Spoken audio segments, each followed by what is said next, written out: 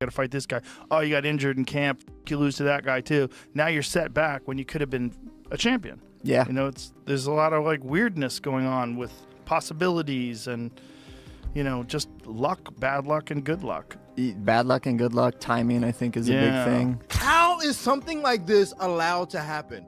How is Jake Paul allowed to fight Gervonta Davis? It's I don't know. Completely unfair. It is completely just. I can't say the word that I want to say because I don't want to get canceled. And then going out there and taking on a guy that is maybe 92 pounds heavier, that is at least 65 pounds heavier than you. That is called one thing. That's called being a bull. Joe Rogan strongly criticizes Jake Paul for choosing to fight Gervonta Tank Davis despite a major size difference. He emphasizes that weight classes exist to protect fighters, and ignoring them poses serious risks. Rogan argues Jake is more focused on hyping the event than honoring the integrity of boxing. With Jake's larger frame and power, Rogan warns this could be a dangerous and unfair matchup for Tank. Sure, but no time limit within the weight classes. Yeah, that'd be sweet. That would be that'd be pretty wild. Yeah, that'd be pretty crazy. Because you know, like two guys are facing off each other, like, and they know, like, there's no rescue every 5 minutes. Yeah. And you go into it knowing you're either getting knocked down or submitted, or you're doing that to the other person. Michael Bisping also questions Jake Paul's decision to fight someone nearly 100 pounds lighter. He says the matchup undermines the core principle of fair competition in boxing. Bisping points out that even the proposed fight with a 58-year-old Mike Tyson was suspect, and now this bout with Tank only deepens the controversy. To him, Jake seems to be chasing an unfair advantage, not a legitimate challenge. One thing, that's called being a bully. It was bad enough when he fought Mike Tyson, a man that was 58 years old, and he was walking around like, I just beat the baddest man on the planet. I just destroyed Mike Tyson and went out there and I beat him, and him and his brother are all celebrating and shit like that. It's like, dude, what are you doing? What don't you understand about this? If you want respect from your peers, if you want everyone on the planet to look at you and take you seriously and give you credit as a boxer, you have to take on challenges that are real. You have to go up against someone that keeps you up at night, against someone that gets you out of bed in the morning to go for a run because the fear of them beating you down is real. Not going up against someone that is so small. If you were to go up to this guy in a bar and try and start a fight with them, people would look at you and say one word, whoa, stop being such a bully. Leave him alone. You are way bigger than this guy. And that's clearly what we have here. It is ridiculous. When you look at the tail of the tape, Gervonta Tank Davis, granted, a very, very skilled boxer, a world champion. He's had some great wins. He's had a tremendous career. He's got 28 knockouts on his record. I'm just looking at the tail of the tape here. 30 years old, Jake Paul, 28. Gervonta Davis is 5'5" tall, whereas Jake Paul is 6'1". I would never dream on picking on a guy that is 5'5" tall. Granted, there's some tough guys out there that are 5'5", okay? They're smaller guys, you know, but for 5'5", they'll pack a good punch. Typically, they're mixed martial artists or boxers, yeah. Teddy Atlas reacts to the face-off by highlighting the absurd size gap, joking that Tank might need a ladder just to reach Jake's chin. While he accepts stylistic differences in boxing, Atlas says this matchup goes too far, calling it physically mismatched and fundamentally flawed from the start. Things right. They should also have like the size of the ring, the size of the glove, all that stuff. Particulars should be in the contract. But I would probably look for one thing that is not the common thing to have in a contract if I'm Tank. A ladder. A ladder. Can I get a ladder? Somebody? You know what I mean? Hey, look, all kidding, if he hits him on the chin the way he can punch, Jake might be doing a dance. You know what I mean? Not voluntarily either. But we'll get into that more later. The thing that I'm talking about right here is what you said. It was stark. The size difference was really, you couldn't ignore it. We understand the talent difference, the experience difference. We understand all of that. But the size, the pure, and we understand small guys can beat big guys. We just saw Crawford do it to Canelo, but you know, a little different. The size difference was, I mean, it was eye-catching. jaw-dropping. And it made me think, and I'm going to ask Richie, our man here who's doing all the taping, who does such a marvelous job. I'm going to ask him, because I know he's an expert in this area. But it reminded me of one of the Rocky movies where they had the face, where they did the wrestling thing with Rocky and Hulk Hogan, a.k.a. Thunderlips. He was Thunderlips back there. Joe Rogan, again, underscores that Jake Paul's moves are more about showmanship than true competition. He says these types of fights are designed to generate buzz and attract casual fans, not to uphold boxing's competitive standards. According to Rogan, it's more about media attention and less about athletic merit. That's a problem. That makes it a problem. My opinion is, I just want to say, in case someone calls me into court, I'm a fucking idiot and I don't know nothing. And don't take my advice. I love the Saudis. Don't take my opinion. I love the Israeli government. I love everybody. That had nothing to do with them. That was Jake Paul promoting it. You know, it's just doesn't bother me. There's compromising the sport, and that's like bad. It's just like if I bet on it, watching it is hard. Watching it with people who are so in on it, and then also man, the sports betting apps, they introduced like chat apps in them in Australia. So it's like they're trying to take the place of social media companies where you go together and you meet your friends. Like betting should be exciting enough without having a weird. They're just trying to draw you in. Thing. They're just trying to make money, right? So they're trying to draw you in any way they can. Leonard Ellerby explains that Tank Davis was not in the right mental space to fight Lamont Roach. Personal struggles led Tank to step back from that matchup, prioritizing his well-being over proving himself in the ring. Ellerby suggests the decision was about avoiding unnecessary stress, not ducking competition.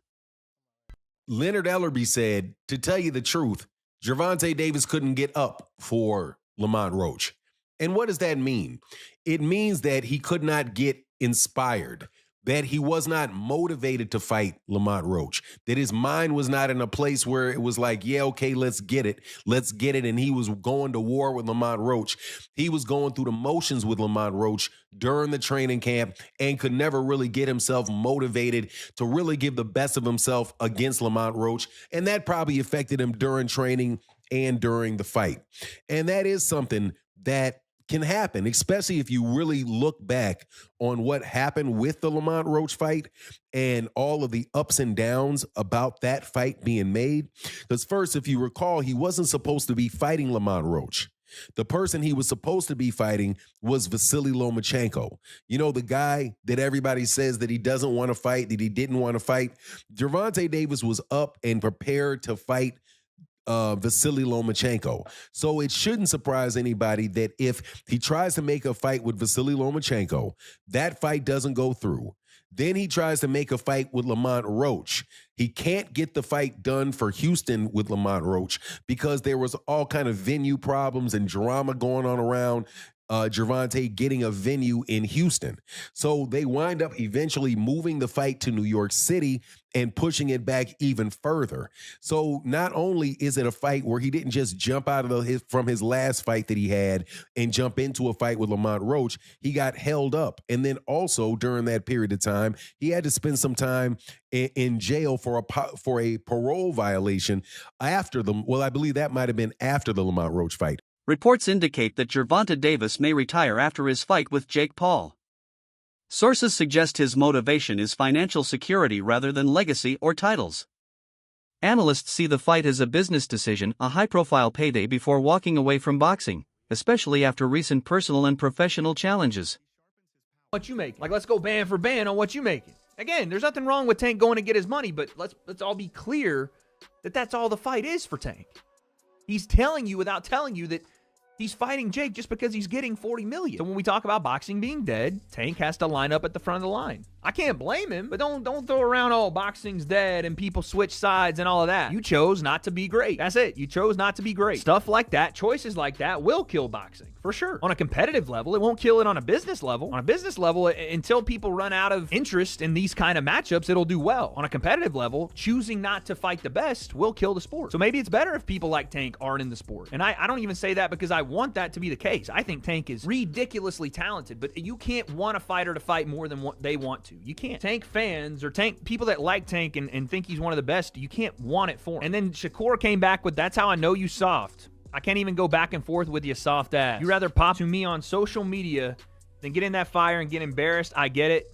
Peace and blessings upon you, cuz. He says, the people got your chest out so bad. You talking like you a killer, forgetting that you the one that runs, bitch. I'll be bring the fight to you. This dude, a made-up character.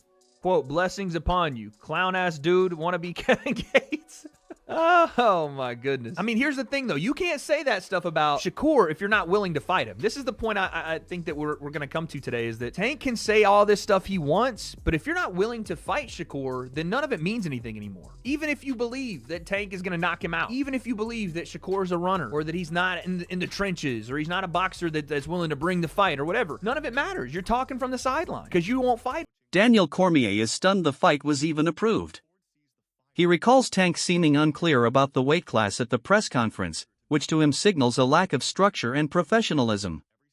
Cormier emphasizes that the massive size disparity violates the basic safety principles of boxing and reflects poorly on the sport's regulatory standards.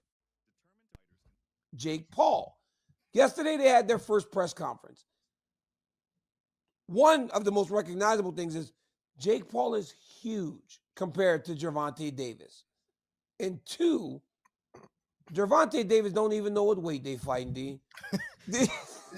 Maximum weight of 195 pounds for this exhibition. The fight will be contested over 10 3-minute rounds. I said it was 190. The fight is 195 pounds, Tank, as you know. DC, I watched this. And we have our priorities way misplaced when we're talking about boxing. Like, everybody's complaining about this Ali act and all. Like, how is something like this allowed to happen? How is Jake Paul allowed to fight Gervonta Davis? It's I don't know. Completely unfair. It is completely just, it's, I can't say the word that I want to say because I don't want to get canceled, but this fight should not be happening. And the press conference was embarrassing. Gervonta Davis should not have a mic in front of him. It was absolutely embarrassing watching this thing. D, why? Why, D? Just the fact that, like, every time when Jake Paul would say something to Gervonta Davis, he didn't know how to answer it. He was comparing himself to, like, P. Diddy at moments, and I was like, oh my God, get a mic away from this guy. This fight shouldn't be happening. And then he didn't even know what weight they were fighting. He's like, I thought it was 190, it was 195. That was the craziest thing. That was the thing that stood out to me the most. Was that when they go, the rehydration limit or something is 195. And he goes, wait, I thought it was 190. Dean, that's bad. Gervonta Davis opens up about his motivations, saying he never aspired to be a boxing legend. His goal was financial security and to escape hardship. Boxing was a means to that end, not the dream itself. This insight helps explain his decision-making today. And why he's fighting YouTube sensation turned professional boxer Jake Paul, who is 12 wins, 1 loss, no draws, 7 wins by way of knockout, opposed to fighting against the likes of his peers who are well accomplished and superstars in their own right for legacy fights like Shakur Stevenson, like Teofimo Lopez, like Devin Haney. Why he's not interested in those fights. And he gets real, right? He gets real, and only thing we could do is salute it, right? Because he's saying, I never told y'all I wanted to be a world champion. I never told y'all I wanted to be undisputed. I got into this for myself and my circumstances to escape from my circumstances. And that's real. We can't blame him for that. We hold him in high regard because the statements he's made and misled people when he said he got a hit list that he wants to check off before he retires. And that hit list includes Shakur Stevenson, Devin Haney, Lomachenko, who turned down the fight because of a severe back injury. And then he told the world, he told Champside, it would be great for him to become undisputed. So I think that he had a change of heart at some point in time along the way, right? Showbiz the adult gives Jake Paul credit for boosting boxing's visibility and drawing in casual fans. Jake's promotional impact is undeniable. However, Showbiz also acknowledges heavy criticism, mostly because Jake often picks opponents who are undersized, retired, or not true threats in the ring. Boxing is going to sing his praises like a hero. Though Jake Paul is definitely appreciated by the boxing world when it comes to what he is giving to the sport, especially women's boxing, okay? I mean, it goes without saying that Jake Paul, an MVP, has added to the sport of boxing. But Jake Paul, the fighter, people are over his shit. There's a huge amount of boxing pugilists in the boxing community who's over his shit. And if Gervonta Tank Davis stops that, if he is the one who stops this whole train, knocking out Jake Paul, he will become a boxing hero. People will then say, now get the hell out the sport.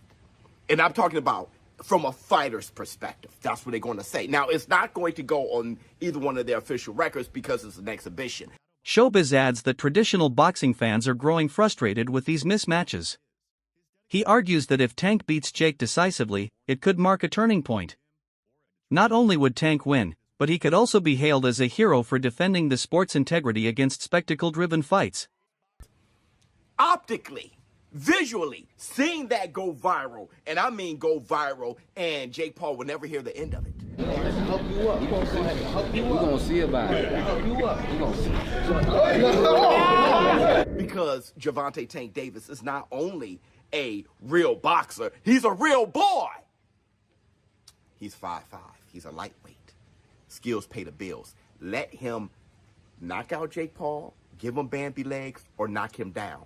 Gervonta Tank Davis, that moment, will go viral, and he will be a far bigger, well-known boxer than he is today, and he will also be a hero. And that's the Black Two Sugars. That you guys don't want to admit it. Don't bull jive. Think about it. That wraps up today's video. Stay tuned for more coverage.